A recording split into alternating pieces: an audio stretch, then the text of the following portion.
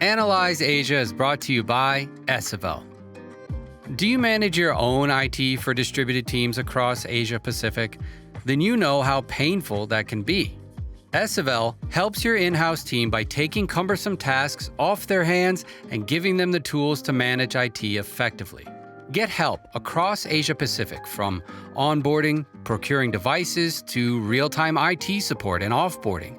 With our state-of-the-art platform, gain full control of all your IT infrastructure in one place. Our team of IT support pros are keen to help you grow. Check out esevel.com and get a demo today. Use our referral code ASIA for 10% off. Terms and conditions apply.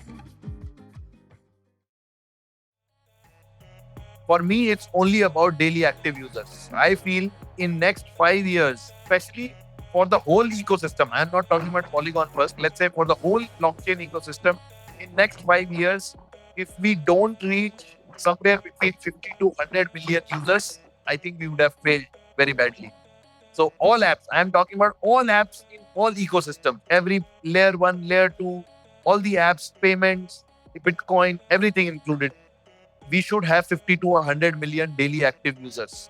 And obviously for Polygon, we want to capture as much market share out of that 50 to 100 million. And if Polygon remains the number one adopted amongst those daily active users, it will be the great scenario for Polygon. Welcome to Analyze Asia, the premier podcast dedicated to dissecting the pulse of business, technology, and media in Asia. I'm Bernard Leong, and while winter is coming for crypto, there are still many out there who are still building on Web3 decentralized applications. With me today, Sandeep Nailwal, co-founder of Polygon and one of the core layer 2 chains with zero knowledge EVM, which many builders are working on, from NFTs to game engines. Full disclosure, I do hold some Matic tokens and NFTs and invested a few startups that's invested in the Polygon ecosystem. Sandeep, welcome to the show. Thanks Bernard, for having me here. Very excited to be here. Yes, and this is really one of the most anticipated interviews I have always wanted to conduct. And although Polygon developed across the world, I think it originated from India and it's part of Asia. So the first thing, I would be very excited to hear your origin story. How did you start your career? I was doing tech startup before and wanted to come into the deep tech space. I wanted to build something which scales very, very fast. And that point in time, I started studying about Bitcoin for some time and realized that this is a very powerful technology, like decentralized computation. Like, I did not see it as money or anything. I just saw it as decentralized computation. And then after like 3-4 weeks down the line, I got to know about Ethereum. And then the moment I saw that you can have generic business logic on blockchain on this decentralized computer, I realized, or decentralized computation, I realized that this is really, really powerful and there can be so many things with this. And I also did not see it as a technology per se. I thought that this is more of a evolution of humanity, like the way our societies are organized today. It basically changes how human beings can interact or engage with each other, work with each other, collaborate with each other. So that was a time when I came all in full time into crypto. I started developing. I went back to programming. Like, after, like, I had not programmed for 5 years, I went back to programming, did some programming, built a lot of dApps and all that.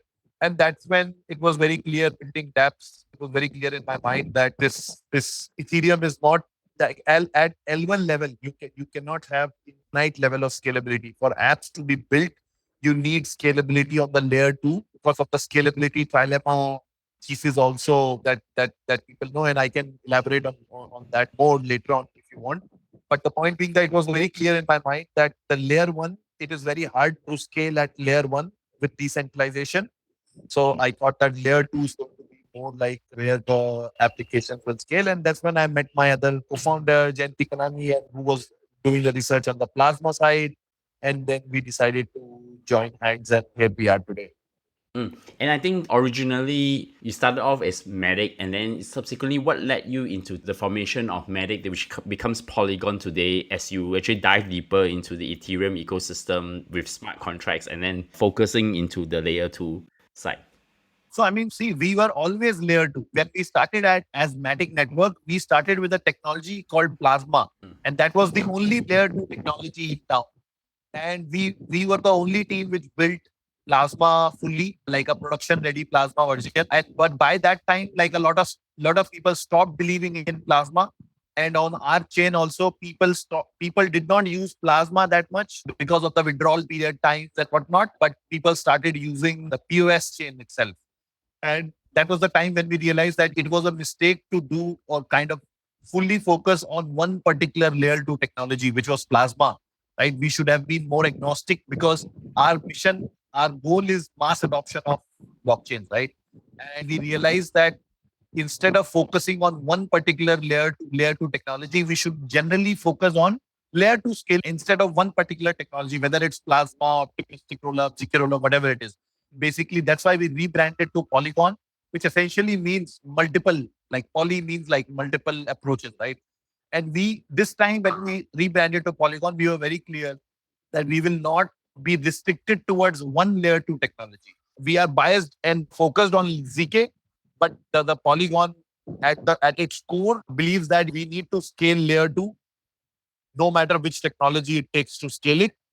Our focus is to scale layer 2, not like build XYZ technology on the layer 2. So that's why like we might rebrand it to Polygon. And it was a message also, but we wanted to give it very clear that Polygon is evolving into much bigger a multi-chain ecosystem instead of a one layer 2 chain kind of ecosystem. And then I think that was very positively received.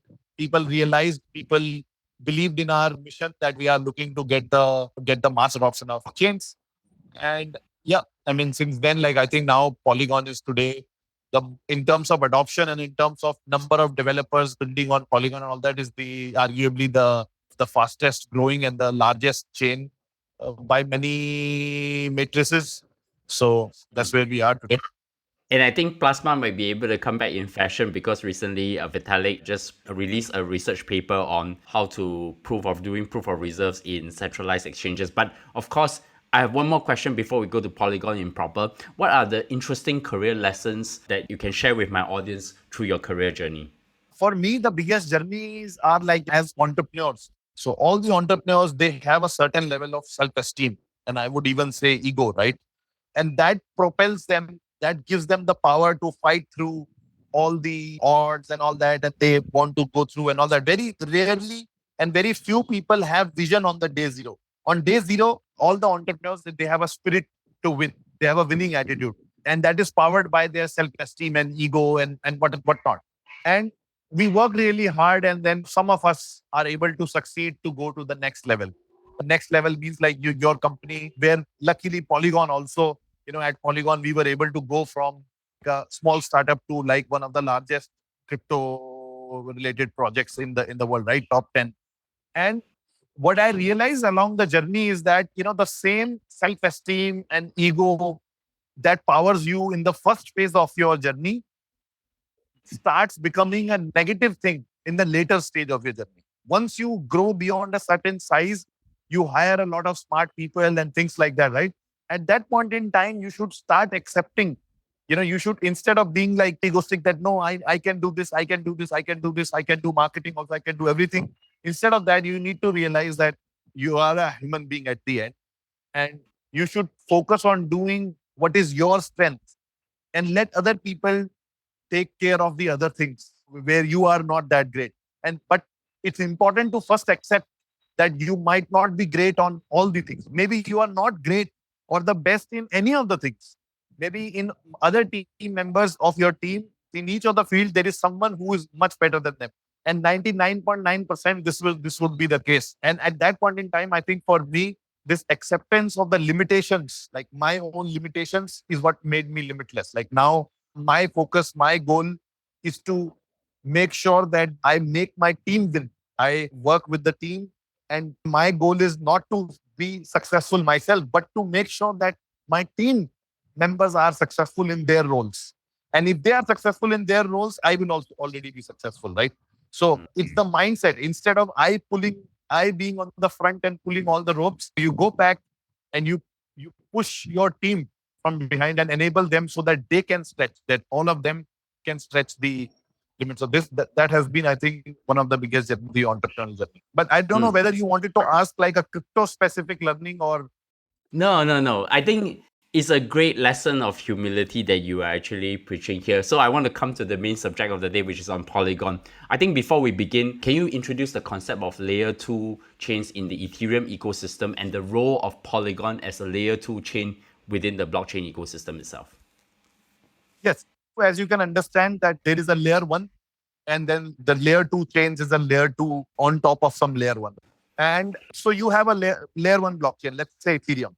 You can try to solve it or you can try to scale it by two ways. One, you can try to scale the layer 1 itself, wherein you can say that you can increase the block size, you can have a better consensus mechanism and whatever. Like you can do a lot of things to try to scale on layer 1. But as we discussed about that scalability trilemma, which says that out of scalability, decentralization, and security, you can choose only two. And then at layer 1, you have to choose decentralization and security. So, you lose the scale. So how do you scale? It's very hard to scale on layer 1 itself. So that's why on layer 2, you can compromise a little bit on decentralization, but you can focus on scale. And what layer 2 means essentially is that instead of doing some computation on the layer 1 chain, you do the computation on the layer 2 chain, but you want yourself to be fully able to prove everything back on the layer 1, right? That's the basic concept of layer 2. That means you execute something, compute something somewhere else. It can be a chain, it can be a server, whatever it is, but you should be able to prove back on the layer 1 that you computed everything correctly, right? That's the basic concept of layer 2. And then Polygon is more focused on building layer 2s, which with ZK technology, zero knowledge technology. That's what we are trying to build, and that's where we are focused on. Yeah, on the layer 2 ecosystem, like Polygon is currently like by far the largest layer 2 ecosystem. And also the first ZK EVM as well. So I actually want to ask you today, what is the vision and mission of the Polygon blockchain as one of the co-founders of the chain itself? Yes. See, for Polygon blockchain, like Polygon is a multi-chain ecosystem, right? And the mission of Polygon is to provide infinite block space capacity, like infinite scaling capacity on blockchain, right? So in blockchain space, you see that all the blockchains keep saying, like somebody will say, oh, I have 2,000 TPS. Somebody will say, I have 50,000 TPS. Somebody will say, I will have 100,000 TPS. No matter whatever TPS you have, it's not enough. If you want to bring the whole world into Web3, it's not enough. Like, for example, cloud computation, right? You know that how big computation like Amazon provides, Google Cloud Service provides, and all that. It's endless. It keeps growing at like an aggressive rate every year. So computation is never going to, the growth is never going to stop. So the mission of Polygon is to have infinite capacity on blockchain. And how we think is by providing hundreds of thousands of layer 2 chains. It will not be like one chain, two chain. It will be hundreds of thousands of these layer 2 chains, we believe. Some of them will be public blockchains, like we have the Polygon POS chain, we have the Polygon ZK EVM coming, which are public, means anybody can come and deploy applications over there. But apart from that, you will have hundreds and hundreds or thousands of dedicated app-specific chains. And that's how we feel that the ecosystem or the whole Web3 will achieve that level of scale, wherein you have 2 or 3 or 5 public blockchains where there is a lot of liquidity. But apart from that, you have thousands and thousands and thousands of dedicated chains which are dedicated towards apps, and apps have a dedicated capacity towards them. Imagine you were using Instagram, and like because there is a Bored Apes drop, suddenly your whole chain is occupied, right? And then you are not able to do transactions on Instagram. That's not the best user experience if you consider like a mature ecosystem. For a mature ecosystem, you would need, like just like today, the applications, like if you go and access Amazon has its own servers, right? Dedicated servers to it. It's not like Visa transactions are also being processed on Amazon, right? Similarly, on blockchains also it's the same thing. That we are right now, all the blockchains that you see, these are shared public blockchains, shared blockchains. We need both shared blockchain because of liquidity, but we also need public or dedicated blockchains. Public, not private. I'm not talking about private blockchain. I'm talking about dedicated chains, but they should also be public, decentralized blockchains, but they are dedicated towards some apps. So I guess being one of the top 10 blockchains in the world, I also want to ask you, what are the highlights of the Polygon blockchain in the past few years? I know you got the Sequoia funding of US 450 million and also recently admitted into the Disney incubator as well. Yeah. So, I mean, see, funding we got from SoftBank, Tiger Global, Sequoia, like all the big funds in the world participated. That's not the interesting. The most interesting thing is we got Instagram launched their NFTs. So when you do a NFT on Instagram, you are actually making those NFTs on Polygon. Like Reddit, for example, has a big NFT marketplace. When you do that, it's also on Polygon. You go to Starbucks, Starbucks is launching their loyalty program. That is also on Polygon. Many big games right now on the gaming ecosystem. I think Polygon has 60 to 70% of all the big games in the Web3 space. They all use Polygon blockchain. If you are into investment and all that, you would also know that so many teams that would come to you for investments, angel checks, and things like that. Many of them, I think I would say at least 70-80% of them will tell you that they are going to put on Polygon blockchain, right? So there is a very high probability of this thing. So gaming, we are very big. The big brands like all the Nike recently launched their swoosh platform, right?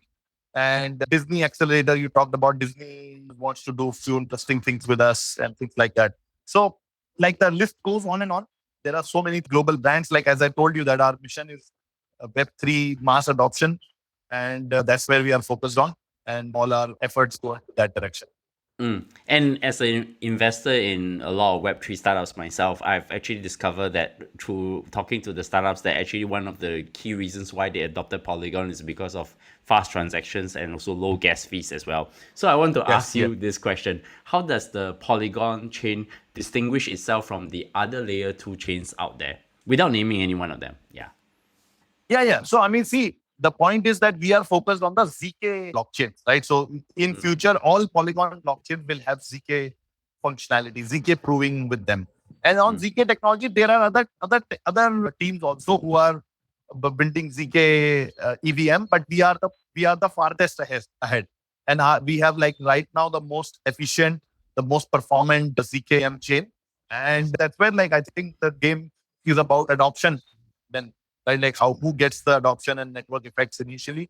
I think that's where we are the most distinguished one. Also, like we don't believe in optimistic rollups. We believe that optimistic rollups have a fundamental issue because optimistic rollups have to put all the data back on Ethereum, which makes their scalability limited, right? Because data of all the transactions. So let's say you do 100 transactions on an optimistic rollup, you have to put the data of 100 transactions back on Ethereum also, like data, right? Although you minify it, you kind of compress the size, but you still have to put all the data. When you have 1,000 transactions, you have to put the data of 1,000 transactions on Ethereum. When you have 100,000 transactions, you have to put the data of 100,000 transactions on Ethereum. And that's when the moment you start getting some scale, it becomes really costly.